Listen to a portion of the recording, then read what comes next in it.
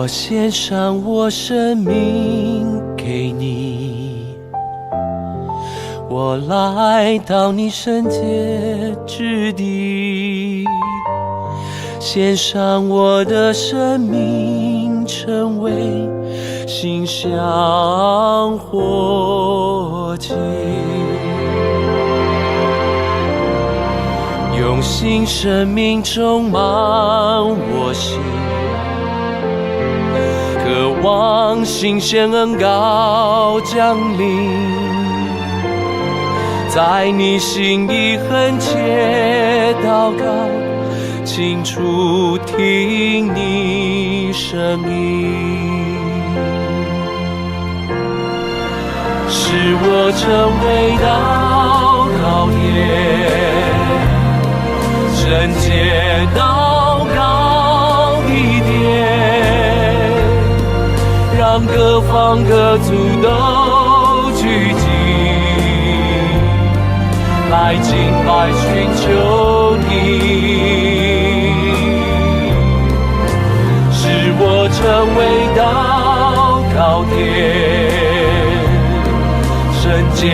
祷告地点，让各方各族都聚集，来敬拜寻求你。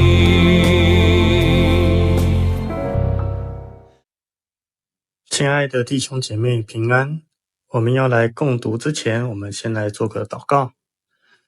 亲爱的上帝，感谢您，让我们今天早上一起来到主你的面前来攻读主你的话语。主啊，求你的话语进入到我们的内心，让我们能够经由圣经中的话语，明白主你要我们去在这世上行的一切事情。主啊，求主你让我们在今天能够有更多的得着跟领受，我们这样祷告，奉主耶稣基督的名求，阿们。我们今天要来读的圣经经节是哥罗西书第4章1到6节，我们一起来读。第一节，做主人的，你们要公平合理的对待奴仆，因为你们知道，你们在天上也有一位主人。第二节，你们祷告要恒切，且要警醒，对上帝存感恩的心。第三节，你们也要为我们祷告，求上帝赐给我们传布信息的好机会，得以宣扬基督的奥秘。我现在就是为了这工作坐牢的。第4节，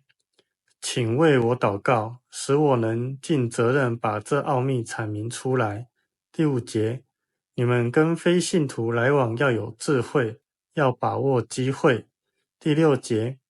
讲话要温和风趣，好像用言调和，要知道该怎样回答每一个人所提出的问题。以上。本章开头继续前章节讲主仆关系里主人的责任。当时的法律，仆人是主人的财产，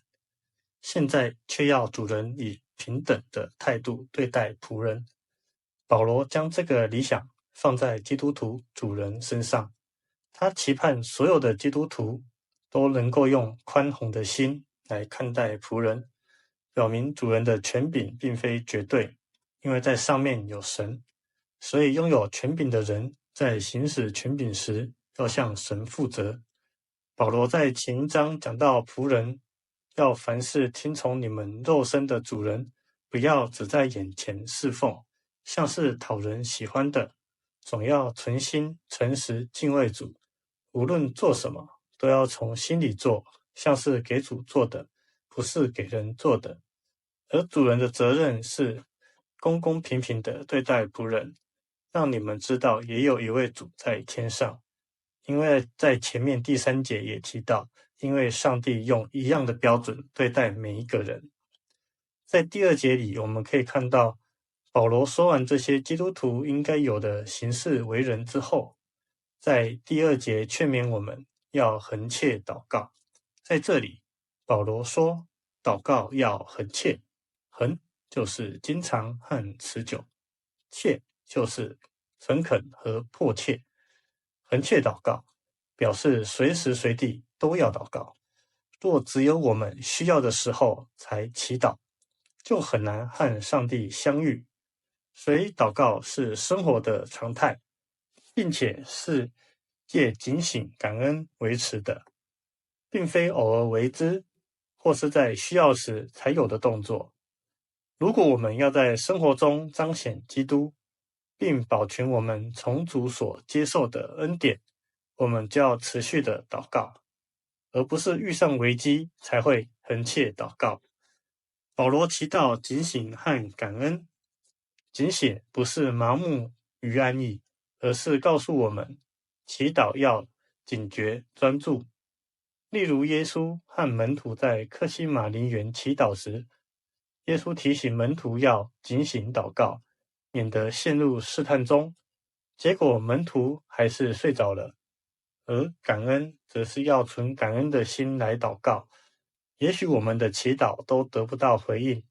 但是用感谢的心祈祷，凡事谢恩，无论经历好或坏的事，都能转变为喜乐的事情。特别是当我们从感恩中发现神的作为时，可以更加激励我们的信心，继续追随基督的脚步，如此靠主常喜乐，凡事谢恩，不但自己蒙福，也能够成为身边许多人的祝福。保罗在这里提醒我们，不要将所领受和所享有的视为理所当然。在第3节和第4节里，我们可以看到保罗请对方为自己代祷。代祷是基督徒互相关怀扶持的表现。保罗要大家替他和与他一起的同工代祷，希望在传福音的事工上有好的进展。保罗他有很大的属灵恩赐、口才和成就，但是在他许多书信中都要求弟兄们为自己代祷。这不是为了博取对方的同情，也不是因为没有代祷神就不会带领，更不是代祷的人越多神就越垂听，而是因为神所要得着的是基督的身体，而不是一个超级肢体。因此保罗照着神的旨意，把自己和同工一同摆进基督的身体里，盼望所有的肢体都借着同心祷告，活在基督的身体里，在灵里合一，建立基督的身体。而横切祷告也不只是单单为自己的事，也要求神帮助打开传道的门。此时保罗身陷牢狱之中，却没有请哥罗西人为自己的出狱或狱中的需要代祷，而是求上帝赐给我们传布信息的好机会，得以宣扬基督的奥秘。因为他很清楚自己被囚的原因，所以在第3节才写出为了这工作坐牢的，而神也的确给他敞开了传道的大门。保罗在狱中所写的书信，在这2000年来已经造就了无数的人，且保罗知道每一次的代祷对牧者都是很大的祝福，特别是牧者在教会居领导地位，对信徒有很大的影响力。一旦跌倒，将有更多的人会受伤且灵命退步。信心坚强的基督徒或许会体贴牧者的软弱与压力，但是有些基督徒可能将牧师的行径视为常态，进而学习，而有些基督徒可能因此失去信心，甚至离开教会。所以第4节保罗说，请为我祷告，使我能尽责任把这奥秘阐明出来。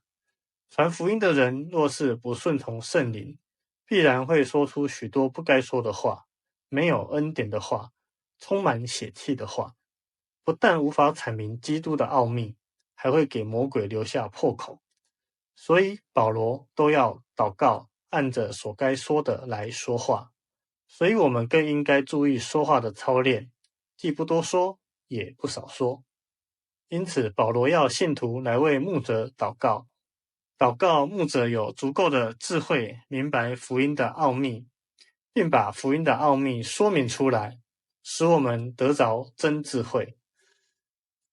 第5节保罗写道，你们跟非信徒来往要有智慧，要把握机会。在这里，非信徒的意思是不属基督的人。这里保罗提醒我们，面对非信徒时，我们要有智慧，也要把握说话的机会跟时机，在言语上要小心。一句话讲出来，可以表达出我们的态度、信心和对方需要的答案。尤其是传福音，要带着和气，千万不要为了让人信主，讲一些超过圣经或断章取义的话。一般人对传福音的观感大概有讲话太严肃、无聊、枯燥、压力很大等等，或者直接说你不愿意信就会下地狱之类的。我们传福音是尽本分，信不信则是圣神的工作，我们只是一个器皿，让神使用罢了。因此保罗要我们说话能造就人，应用真理去教导人，尤其是那些在黑暗权势之下的人，他们或无知或无义，但都是与基督为敌的。保罗提醒哥罗西教会，面对这些人时，要行在智慧中，不然会被掳去，成为他们的一份子。这并不是说我们不与他们交往，而是交往时要带着基督的香气。这些人追求的是世界，他们所行的是仇敌所给的恶毒性情。所以我们在基督里要有智慧，知道如何紧紧跟随神。我们虽在基督里，但面对这些朋友时要小心。我们要传福音，帮助他们，却不要认同他们，跟随他们所追求的。我们要追求神国的事，让我们的时间都用在神国的事上，因为地上的荣华在仇敌被打败时都会被废去，而我们所得着的是永生的盼望。在第6节时，我们可以看到，当我们跟非信徒来往的时候，口舌一定要顺从圣灵的管理，用满有恩典的话语来应对每一个人。用言调和是比喻说话要有智慧，不乏味，富有感染力。传福音的人如果只会一本正经说教，3句不离本行，控制不住口舌，这些都不是从上头来的智慧。我们的话语应当是基督的彰显与发表。马可福音第9章50节也提到，你们要有盐的作用，彼此和睦相处。盐使食物的味道合适可口，所以我们的言语也当用盐调和。如果我们的话语带着恩典，并用盐调和，我们的话语就能使事情和谐，并激起别人正常的胃口。所以我们需要求主赐下属天的智慧，让自己有智慧的去答复他人的问题，才能真正满足他们在人生道路上寻求真理的需要。我们一起来祷告。亲爱的上帝，感谢您借由今天的经文，让我们知道我们对待每一个人，不管他是什么样的身份，我们都要平等的去对待他，也让我们明白我们的祷告要恒切，要警醒，并且是以感恩的心来为一切献上祷告，并且也经常的为他人、为牧者来代祷，也让我们所说的话都有属你的智慧在其中，让我们在传讲福音的时候，能够在合适的时间、地点讲出合适的话给外邦人听，使更多的人能够成为神的儿女。我们这样祷告都是奉主耶稣基督的名求，阿们。我献上我生命给你，我来到你圣洁之地，献上我的生命，成为馨香火祭，用新生命充满我心，渴望新鲜恩膏降临，在你心意恳切祷告，清楚听你声音，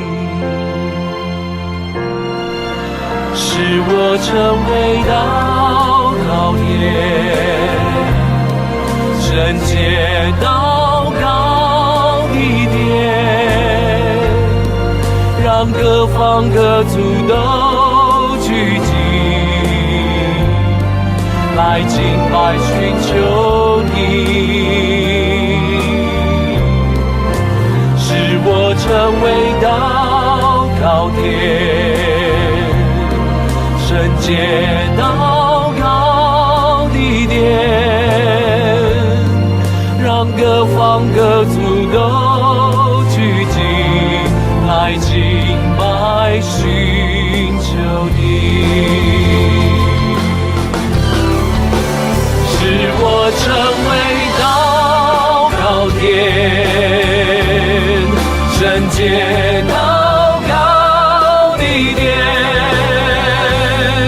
让各方各族都聚集，来敬拜寻求你，使我成为祷告殿，圣洁祷告的殿，让各方各族都聚集，来敬拜寻求你，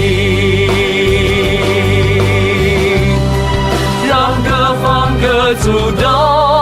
聚集，来敬拜寻